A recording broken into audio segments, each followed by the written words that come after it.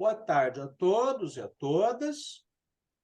Hoje vamos conversar sobre Herberto Helder, talvez o maior poeta português da segunda metade do século XX, que assimilou influências de Fernando Pessoa, da poesia visual, do surrealismo, da poética japonesa, mas construiu um estilo pessoal único e inconfundível, que não se enquadra em nenhum movimento ou escola.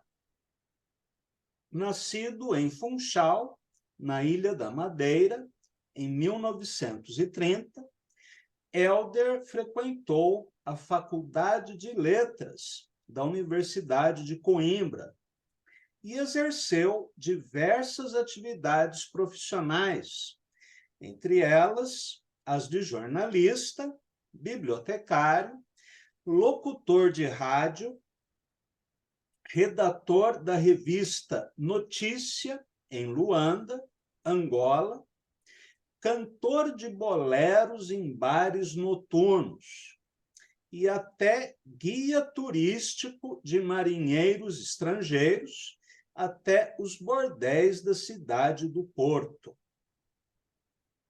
Viajou por diversos países da Europa, como um vagabundo errante, dormindo em pensões baratas, bancos de praças e até em banheiros públicos. Foi um dos colaboradores da importante revista Pirâmide, editada pelos poetas surrealistas portugueses do grupo do Café Gelo, na qual colaboraram autores como Mário Cesarini, Antônio Maria Lisboa, Luís Pacheco e o francês Antonin Artaud. Apesar de ser pessoa discreta, até misantropo, tendo recusado diversas homenagens, entrevistas para órgãos de imprensa e até importantes prêmios literários, como o Prêmio Pessoa, um dos mais importantes da língua portuguesa. O poeta foi fichado pela Polícia Internacional e de Defesa do Estado, a famigerada PIDE, da ditadura salazarista, no período anterior à Revolução dos Cravos, por supostas inclinações subversivas. De fato, Herberto Helder foi filiado ao Partido Comunista Português, mas por pouco tempo, devido à sua dificuldade em integrar-se em qualquer grupo literário ou político. Helder participou do primeiro caderno da poesia experimental portuguesa, ou POEX, ao lado de Ana Hatterley e E.M. de Melo e Castro, época em que escreveu e publicou poemas visuais, mas afastou-se do movimento vanguardista logo após a publicação do primeiro caderno. Sua poesia completa foi publicada em diversas edições, com títulos como A Faca Não Corta o Fogo, Ofício Cantante ou o Poema Contínuo, sendo que, de uma edição para outra, o poeta inseriu, excluiu ou corrigiu poemas. Seu último livro de poesia, intitulado Poemas Canhotos, de publicação póstuma, não foi incluído na versão mais recente de sua poesia completa. Além das obras poéticas, Helder publicou o livro de contos Os Passos em Volta, sua única obra de ficção, e diversos volumes de poesia traduzida, como O Bebedor Noturno, As Magias, O Olof e Poemas Ameríndios. Nesses livros, Helder incluiu criativas versões de poemas árabes, chineses, japoneses, africanos, orientais, que ele chamava de poemas mudados para o português. Todas essas inventivas traduções foram feitas a partir dos idiomas que ele, de fato, conhecia, como o francês, o inglês e o espanhol. Helder também publicou uma importante antologia de poesia portuguesa intitulada Edói Lélia Doura, na qual ele incluiu os autores por ele considerados mais importantes desde o romantismo até a modernidade, como o romântico byroniano Gomes Leal, aliás, um poeta muito interessante e pouco conhecido, o simbolista Camilo Peçanha, os modernistas Fernando Pessoa, Mário de Sá Carneiro, Almada Negreiros, o neorrealista Carlos de Oliveira, o surrealista Mário Cesarini e a poeta contemporânea Luísa Neto Jorge, entre outros nomes. Luísa Neto Jorge, aliás, é uma grande poeta, ainda pouco lida e conhecida no Brasil, mas que vale a pena conhecer. Saiu uma antologia dela pelas Sete Letras há alguns anos e está esgotada. Mas vocês encontram muita coisa na internet. Podemos considerar que, nesta antologia, Helder criou a sua tradição poética pessoal, ou, como diria o escritor argentino Jorge Luis Borges, ele inventou os seus precursores. Borges dizia que cada poeta cria a sua própria tradição, inventando os seus precursores. Aliás, escolhendo os seus precursores. O título enigmático da antologia, Edói Lélia Doura, de origem árabe-românica, significa, segundo alguns pesquisadores, é hoje a minha vez, e se encontra numa das cantigas do trovador galego-português Pedro Eanes Solás, do século XII.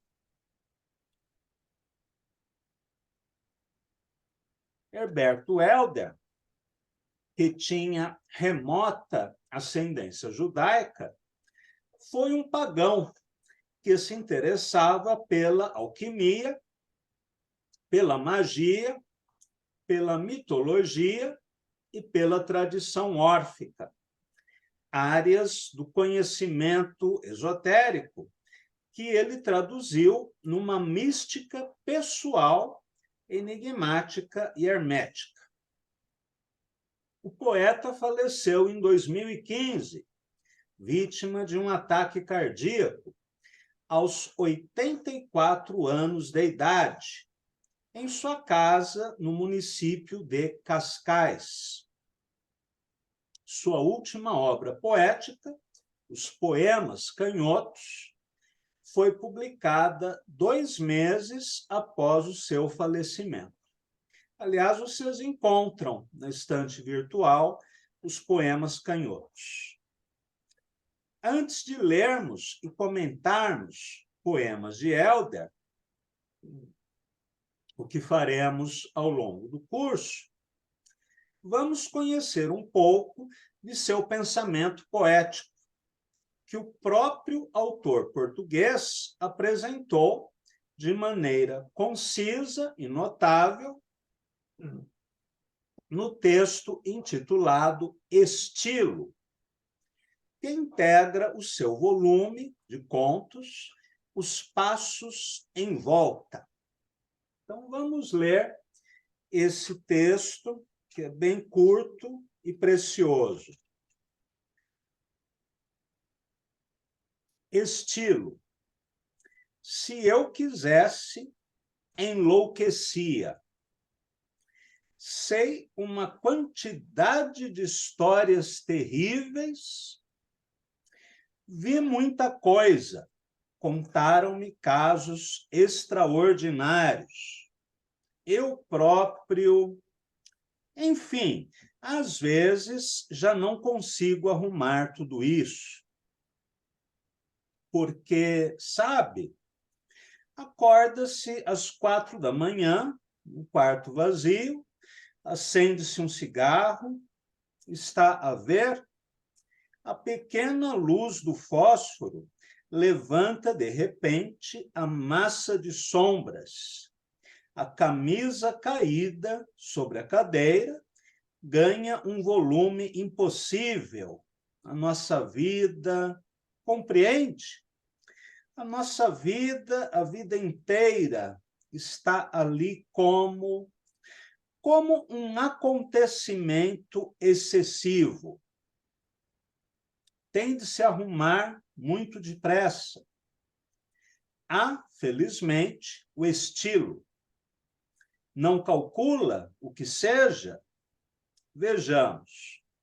O estilo é um modo sutil de transferir a confusão e violência da vida para o plano mental de uma unidade de significação. Interessante essa definição, vou até repetir. Vejamos. O estilo é um modo sutil de transferir a confusão e violência da vida para o plano mental de uma unidade de significação. Faço-me entender? Não? Bem, não aguentamos a desordem estuporada da vida. E então pegamos nela, reduzimos-la a 2 ou 3 tópicos que se equacionam. Depois, por meio de uma operação intelectual, dizemos que esses tópicos se encontram no tópico comum, suponhamos, do amor ou da morte. Percebe?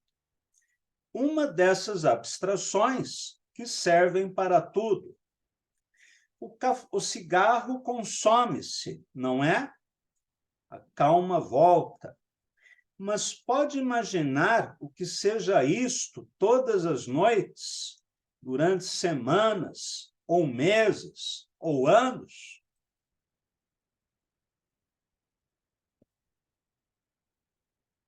Uma vez fui ao médico.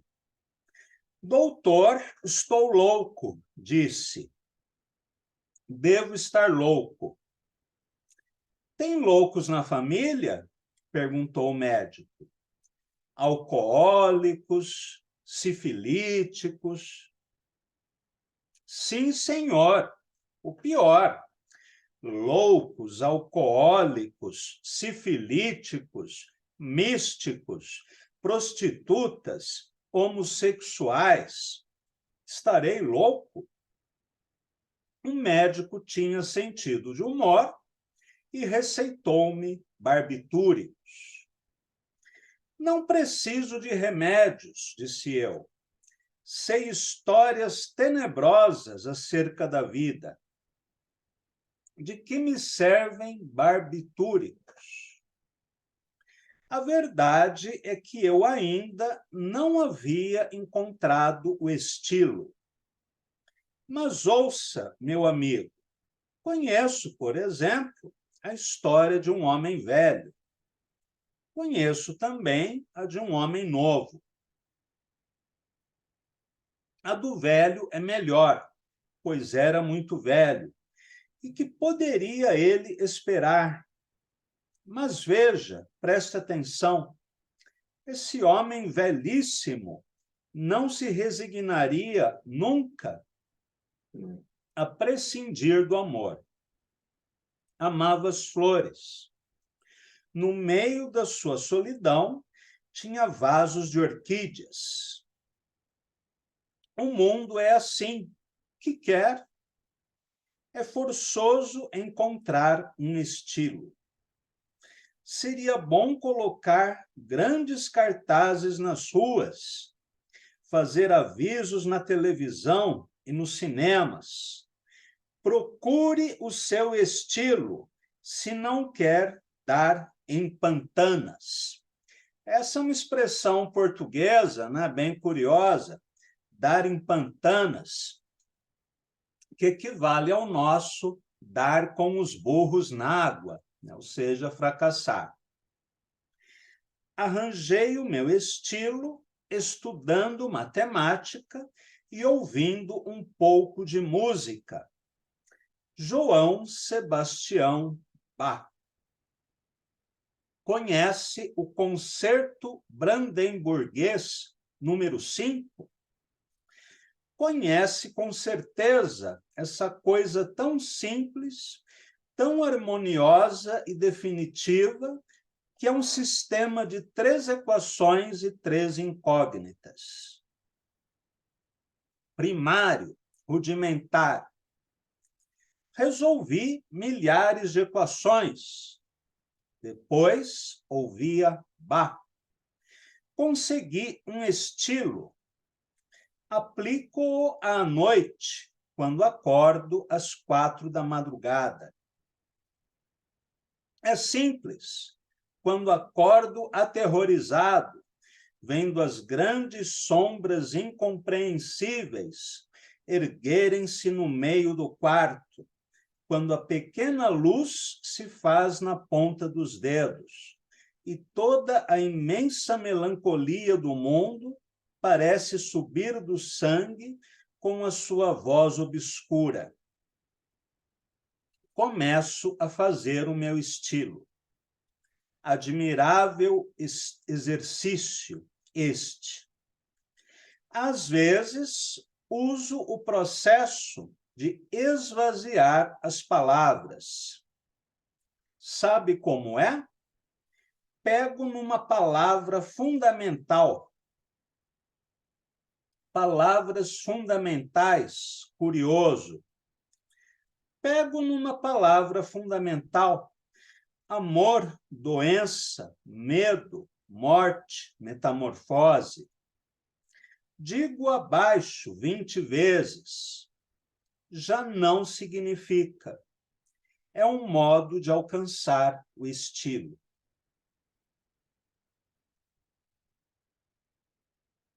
Veja agora esta artimanha. Agora Helder cita um poema dele mesmo. As crianças enlouquecem em coisas de poesia. Escutai um instante como ficam presas no alto desse grito, como a eternidade as acolhe, enquanto gritam e gritam. E nada mais somos do que o poema, onde as crianças se distanciam loucamente. Trata-se do excerto de uma poesia. Gosta de poesia? Sabe o que é poesia? Tem medo da poesia? Tem o demoníaco júbilo da poesia? Pois veja, é também um estilo. O poeta não morre da morte da poesia, é o estilo. Está a ouvir como essas enormes crianças gritam e gritam, entrando na eternidade? Note, somos o poema onde elas se distanciam. Como? Loucamente. Quem suportaria esses gritos magníficos? Mas o poeta faz o estilo. Perdão, seja um pouco mais honesto. Seja ao menos mais inteligente.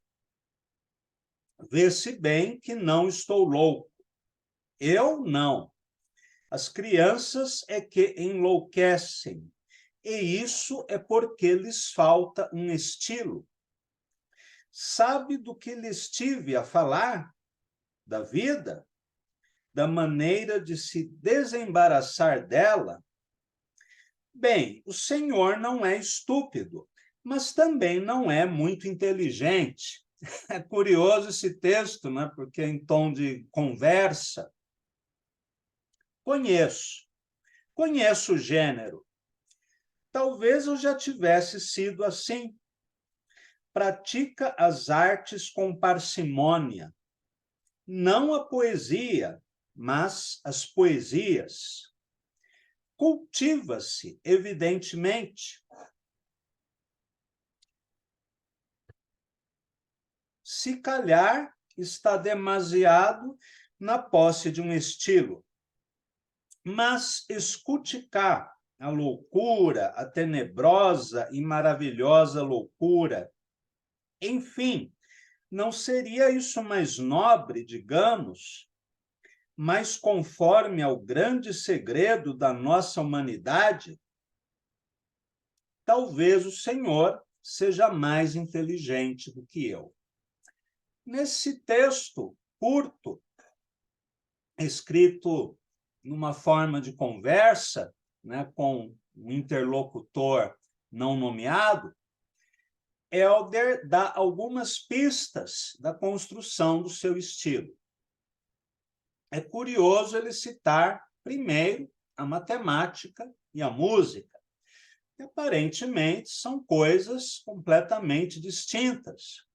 Embora desde a época do filósofo grego Pitágoras sejam estabelecidas relações entre a matemática e a música, já que ambas se baseiam no número e nas relações numéricas, que nós podemos chamar de ritmo, e também de organização, né, de cálculo, de construção, de pensamento.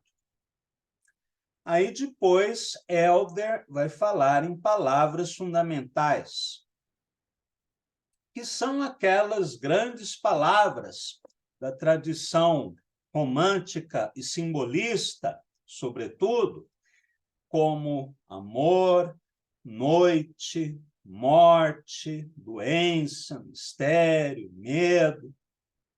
Ele pega essas palavras fundamentais e as esvazia de seu sentido pela repetição e também pela inserção dessas palavras em contextos em que elas já nada significam, ou seja, se tornam apenas sons,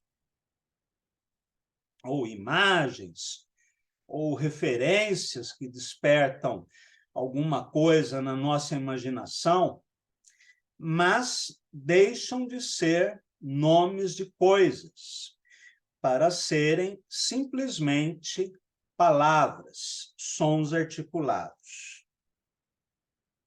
E a loucura atravessa o texto. A loucura entendida como o oposto daquela consciência de uma realidade imediata, o oposto de uma representação mimética, né, da imitação banal daquilo que está à nossa frente. A loucura, o sonho, a imaginação, a fantasia abrem as portas para outras possibilidades de representação. Bem, agora, após esse texto, que esclarece alguns aspectos da jornada poética elderiana, eu gostaria de apresentar a vocês um pequeno texto que publiquei há alguns anos, fazendo uma analogia entre a poética do autor português e a do romeno, de expressão alemã, Paul Celan. Texto que nasceu de um desafio apresentado a mim pela poeta brasileira Simone Homem de Melo, que considera os dois poetas como antípodas em desfavor de Helder. Só para situar a composição desse texto, uma vez a minha amiga Simone Homem de Melo viajou para Lisboa e pediu a indicação de poetas portugueses, e eu indiquei Herberto Helder. Ela comprou livros de Helder, leu e detestou. E eu estranhei muito essa ojeriza dela, poesia de Helder, sendo Simone uma tradutora de Paul Celan. Então, como provocação, eu escrevi esse texto que vou apresentar agora a vocês. A composição poética do português Herberto Helder baseia-se numa lógica da metamorfose. As imagens poéticas são alinhadas, não como simples metáforas, ou como descrições objetivas das coisas, mas como sucessão instável de figuras que perturbam a normalidade da representação e da leitura. A realidade aparece aqui não como um fato a ser descrito ou narrado, mas como matéria plástica, construída por analogias, signos que se movimentam em constante mutação. Essa filosofia compositiva utiliza o discurso para perturbar o discurso, valendo-se, inclusive, de recursos como a elipse, o fragmento, seguindo a estratégia de criar uma realidade própria na escritura. O poema não representa uma coisa, ele é esta coisa. As linhas funcionam como notações musicais, definidas pela intenção melódica e rítmica que organiza as palavras na página partitura. Assim, por exemplo, no poema Joelhos, Salsa, Lábios, Mapa, que evidencia já no título o recurso de aproximação das palavras sem um nexo lógico ou sintático aparente, aquilo que nós também podemos chamar de parataxe, ou linguagem paratática, né? Quando não há elementos de ligação entre as palavras. Neste poema, escreve Helder: abrindo no escuro, durante toda a noite, os copos, os vestidos, os mapas, e dentro de mim, rompendo peixes, uma noite sensível cor de martelos. Esse grito, essa vírgula, esse amor, esse martelo louco nas borboletas. Então, o meu cabelo respirava, cabelo quente, telha molhada, neve, borboleta, vírgula, estátua. Esta organização semântica, em aparente desordem, sem dúvida, nos faz lembrar a escrita automática dos surrealistas, em seu fascínio pelo imprevisto e pelo inverossímil. Remete também a Dada, a Lautréamont e aos simbolistas franceses, inclusive o último Mallarmé, que no prefácio do Lance de Dados reivindica uma estrutura poética similar à da música ouvida em concerto. Helder pertence à confraria dos autores excêntricos. Assim como seus irmãos espirituais, ele se insurgiu contra o verso clássico, a retórica, a hegemonia da clareza e da objetividade, optando por uma imprecisão ou abstração voluntária. A preferência pelo obscuro, hermético ou paradoxal aproxima o poeta português do romeno de língua alemã Paul Celan, autor de versos como estes: Verde bolor é a casa do esquecimento. Diante de cada portão flutuante, azuleia o teu músico decapitado. Bate o tambor feito de musgo e amargo pelo púbico. Com o dedo do pé ulcerado, desenha a tua sobrancelha na areia. Desenha-a maior do que era, e o vermelho dos teus lábios. Tu enches aqui as urnas e alimentas o teu coração. Poema de Celan, traduzido pelo português João Barrento.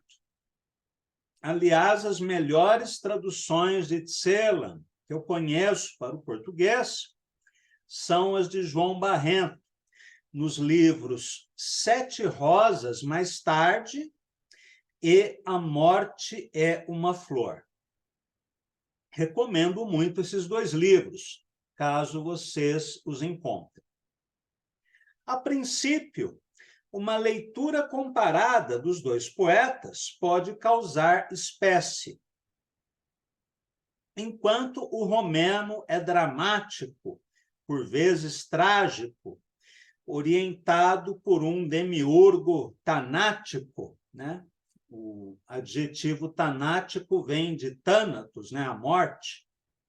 O português é epifânico, celebratório, animado pelo princípio de Eros, embora seja um Eros travesso, que não exclui a deformação e a crueldade. Celan está embebido de história, geografia e da saga do povo judeu, aliás, da comunidade judaica. Não uso mais a palavra povo, né? Comunidade judaica.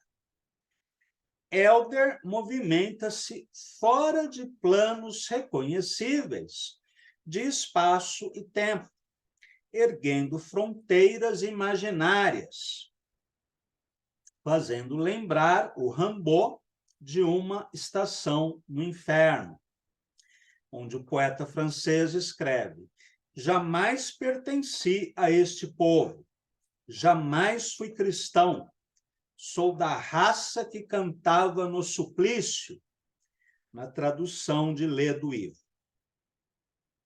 Se há uma religiosidade ou mitologia em Helder, ela está mais próxima do orfismo, da jornada simbólica ao Hades, em busca de Eurídice. Por exemplo, no verso: beberei sua boca para depois cantar a morte e a alegria da morte. No campo semântico, porém, é possível traçarmos um paralelo entre os dois poetas, começando pela similaridade de temas ou palavras-chave extraídas da tradição romântica. Noite, cegueira, loucura, sangue, morte. O uso da analogia e das imagens poéticas, compreendidas aqui conforme o conceito de Pierre Reverdy, como aproximação de duas coisas completamente diferentes, que não formam uma terceira, também é nítido, especialmente na primeira fase de ambos, Papoula e Memória, de Celan, e O Amor em Visita, de Elber. Objetos retirados do cotidiano, elementos da natureza, instrumentos musicais, estados de espírito, partes do corpo humano ou substâncias orgânicas são combinadas de maneira inusitada com outros materiais, concretos ou abstratos, em versos de deliberada alquimia. Por exemplo, crê no escaravelho dentro do feto. Amamo-nos como papoula e memória. Versos de Celan, em tradução de João Barrento. E a morte sobe pelos dedos, navega o sangue. A paisagem regressa ao ventre. O tempo se desfibra, de Elber. Apesar dessa convergência, é preciso traçar uma distinção fundamental entre as duas poéticas. Em Celan, a imagem é um dos elementos constitutivos do discurso, que tem uma respiração meditativa, um andamento quase litúrgico, ecoando, não raro, o hino bíblico. Em Elber, ela é a base estrutural. Todo o poema se desencasula a partir de entrecruzamentos de imagens. A evolução posterior de ambos irá evidenciar outras diferenças essenciais. Enquanto no português há um crescente desregramento, um fluxo incessante de figuras e percepções, no romeno revela-se maior equilíbrio, síntese e concentração. Essa disciplina severa é responsável por linhas lacunares, de teor quase oracular, pela concisão e obscuridade, sobretudo nos poemas publicados póstumamente no livro A Morte é uma Flor, em que os textos poéticos são extremamente concisos e permitem uma aproximação, de certo modo, com João Cabral de Melo Neto. A experiência imagética é mais evidente na lírica erótico-amorosa dos dois poetas, onde a mulher assume dimensão sobrenatural. Ela é a origem da criação, o universo e cada uma de suas manifestações. Por exemplo, aqui, as coisas nascem de ti, como as luas nascem dos campos fecundos. Os instantes começam da tua oferenda, como as guitarras tiram seu início da música noturna. São versos de Elber. E ainda projeta sua luz ao longe sobre o mar, desperta as luas no estreito e ergue-se sobre mesas de espuma. Celan, traduzido por Barrento. Sem dúvida, essa hipérbole permite diferentes interpretações de cunho teológico, metafísico ou psicanalítico. Ficando apenas no campo semântico, podemos dizer que essa idealização do feminino motiva o romeno e o português a uma visualidade radical, a uma estética do excessivo, da saturação simbólica, de um eros que fecunda e multiplica os vocábulos até a abstração, assim como ocorre nas passagens mais densas do Paraíso de Dante.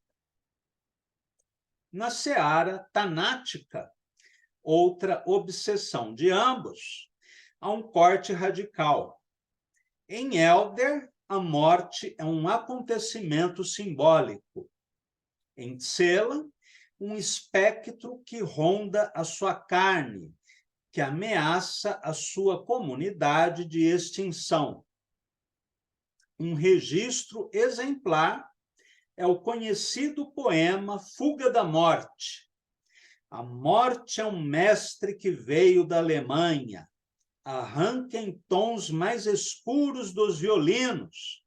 Depois, feitos fumo, subireis aos céus, na versão de Barrento.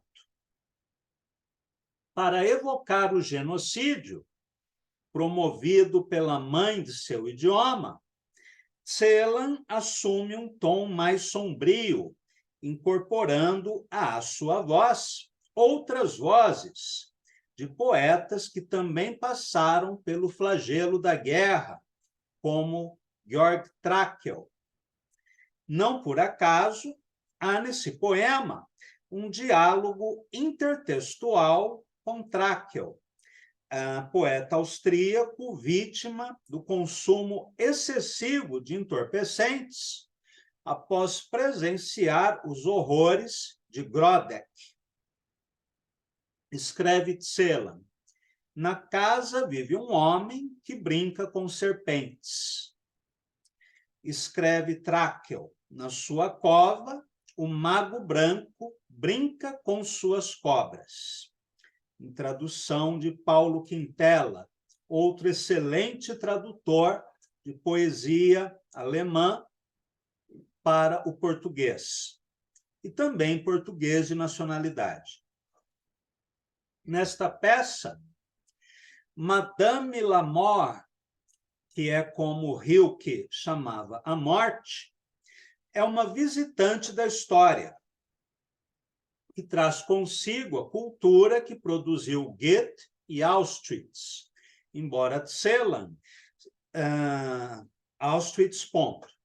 Celan, embora estrangeiro, sendo romeno, judeu, de língua alemã e exilado na França, é um herdeiro desse território simbólico e cultural, não apenas pelo idioma, como pelo diálogo com a tradição da literatura alemã. Helder, que também é um estrangeiro em seu isolamento voluntário, cria para si uma tradição, escolhe a sua origem, incorporando à língua materna referências de outros âmbitos culturais. Sob essa visão, Helder encontra-se mais próximo de Sá Carneiro, outro estrangeiro espiritual, do que de Fernando Pessoa, que, em Mensagem, intentou uma fabulação mítico-poética de Portugal, com a utopia visionária de um quinto império que sucederia os anteriores: Grécia, Roma, Europa, cristandade. É o sebastianismo, né, que atravessa a poesia portuguesa desde a Idade Média até o século XX. Em Celan, há o desespero da história. Em Helder, a refundação da história por meio da escritura. Então, esta foi a minha resposta à minha grande amiga, grande poeta, Simone Homem de Mello. Então, por hoje, ficamos por aqui, e na semana que vem estudaremos mais um pouquinho de Herbert Helder. Agradeço a todos e a todas, desculpem pelo atraso, novamente, e até o nosso próximo encontro.